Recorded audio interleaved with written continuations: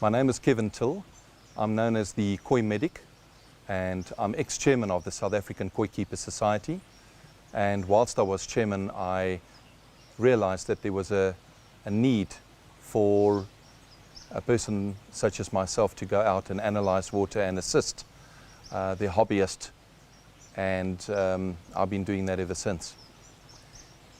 The important thing, what a Koi Medic really does, is it's a never-ending study. It's a collaboration of experienced minds and organizations such as Onderstepoort, Florida Vet Clinic, Dr. Paul Alshove, Dr. Dorian Elliott, and so forth, in terms of finding ways how to improve water technology and assist the health of the koi. We're now at the moment at Agi Constantinou's koi pond, and he's 3 times champion, and I often get called out to analyze the water, and we look for precision. Water is very, very important in this business, and because virtually 90% of the fish is water, so it affects them adversely if something goes wrong. Microscope analysis, and then topical treatments, sorting out various, making sure that they're not infections, bacterial, secondary bacterial infections, fungal infections, and then through microscope analysis, mostly parasites. So it's typically the same as what you would do when a doctor draws blood from you and analyzes, your cholesterol going forward. It's the same kind of thing that we're doing here, and we're playing a proactive role to keep everything in good order. When we conduct water analysis, I've got the most advanced technology available to my disposal to analyze to the 1,000th milligram per liter. So we are able to tell what is going on from a filtration perspective, and we're able to forecast what the dangers are of the filtration. So very much on a day-to-day basis, when I go to a pond, filtration is one of the most important things that I do look at whilst I'm scanning initially. It's almost like a detective, you really problem solving. So you start at one point from water analysis, have a look at the health of the fish, go to filtration, and that's where you find that you get a good storyline in order to assist that particular pond. Remember, every pond is different. It has its own personality, stocking densities. Even this pond, if it had 10 or 20 more fish, would change the water quality and also the filtration. So it's very important to keep the balance. Remember, this is live water. This is not pool water where the water's dead. It's live water where living organisms are and must be. And that is the success of keeping a good fish pond. When it comes to netting, it is a skill and one needs to understand it. More importantly, you need to understand the physiology of the fish. You need to understand the behavior, more importantly, of the fish. Example, if I can demonstrate, when the pectoral fins are out and the fish is starting to, once you've netted the fish, the pectoral fins are out, it's actually getting ready to jump, or fright or flight, if I may say. So what's very important is when you're netting the fish, slowly, very calmly, keep the fish as relaxed as possible. Don't intimidate the fish. Otherwise, you're going to find a casualty, such as a fish jumping, and they're powerful enough to jump right out of the pond and injure themselves pretty badly. So what you want to do is you want to assess the fish. Some fish, granted, are wilder than other fish, and you've got to treat them that way. You've got to net them in accordance to what you are seeing at that very moment. The colder the water, the more relaxed the fish are.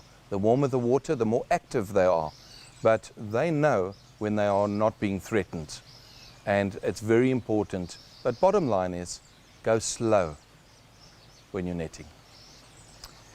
I think the most important thing that I'd like to tell the public is that your water quality When you're topping up water, don't throw the hose pipe from the municipal water in, because you tend to forget.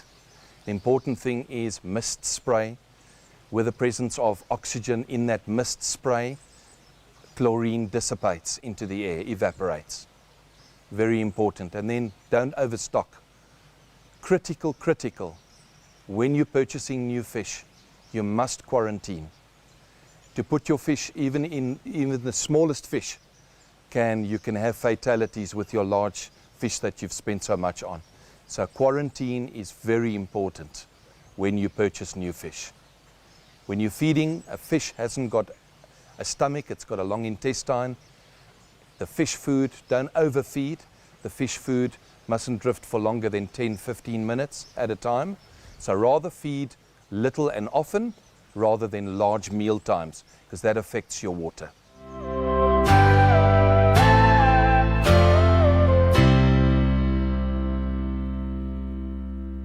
I got involved in koi approximately 2007 from a competitive perspective. We did our first show at Cresta and then moved on to the Dome.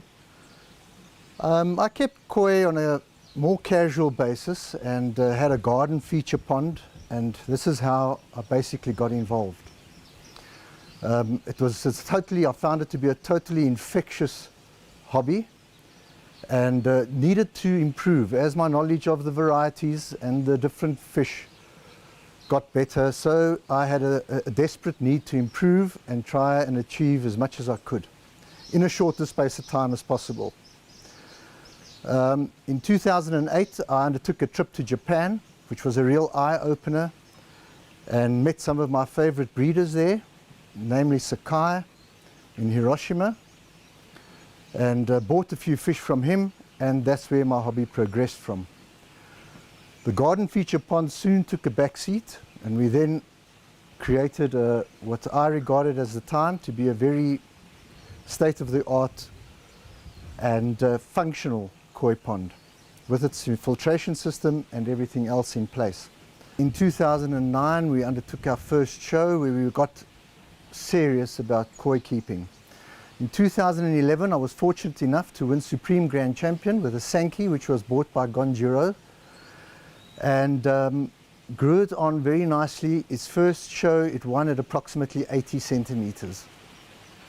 We then progressed on in 2012. I rested the Sankey and didn't show her, but then took a Kohaku, which was purchased from Sakai, and also an Ochiba, which was bought locally from a Dani koi farm. The Ochiba won Reserve Grand Champion, and the Kohaku from Sakai was Supreme Grand Champion.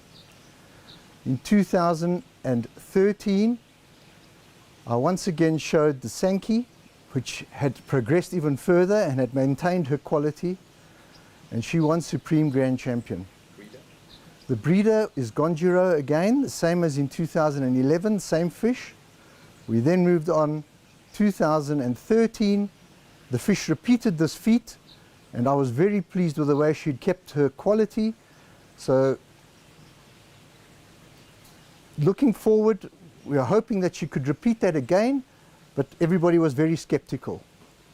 In 2014, she once again repeated this feat and also achieved a hat-trick in 2015, which we were all over the moon with. There's a lot of people that have helped me on the journey, a lot of refinements which have been brought into my filters and my filter systems. I subscribe to Mike Snaden of Unique Koi in the UK, his philosophy of soft water. So I blend the water, which I give my pond. I do reverse osmosis and I blend it in with untreated water in order to create a balance which I'm happy with.